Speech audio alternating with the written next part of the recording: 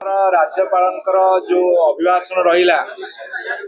जहाँकि ओडिशा राज्य सरकार द्वारा लिखित अभिभाषण को माननीय राज्यपाल पाठ कले 2 घंटा व्यापी दीर्घ भाषण देले किंतु ताको चुपुड़ी देले मात्र 2 मिनिटर काम भी नहीं। राज्य सरकार जी प्रतिश्रुति देते सबकि फंपा आवाज अर्थात केवल भाषा विन्यास केवल आलंकारिक शब्द रे परिपूर्ण किंतु प्रकृत कर्म क्षेत्र रे तार रिजल्ट जीरो। एमानक सरकार रे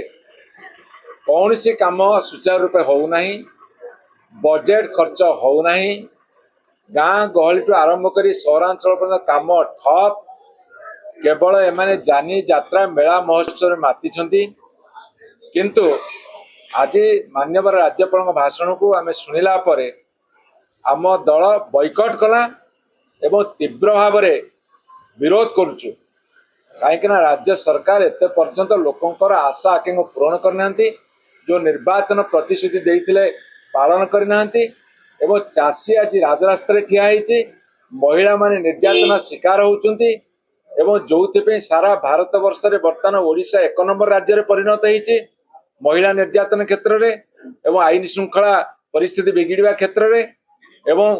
शिक्षा क्षेत्र में व्यापक विपर्य स्वास्थ्य क्षेत्र जहाँ न कहले न सरे रोगी हंतसंत रोगी कौन सी प्रकार सुविधा सुजोग पाऊना ना शिक्षा ना स्वास्थ्य ना गमनागमन ना पर्यटन ना महिला विकास कौथे सरकार वर्तमान मानदंड को छुई पारि ना। तेणु ये सरकार आज जो लिखित भाषण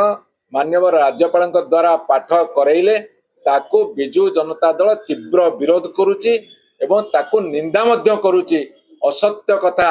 माननीय राज्यपाल मुहरे कुहा करैथिबारु।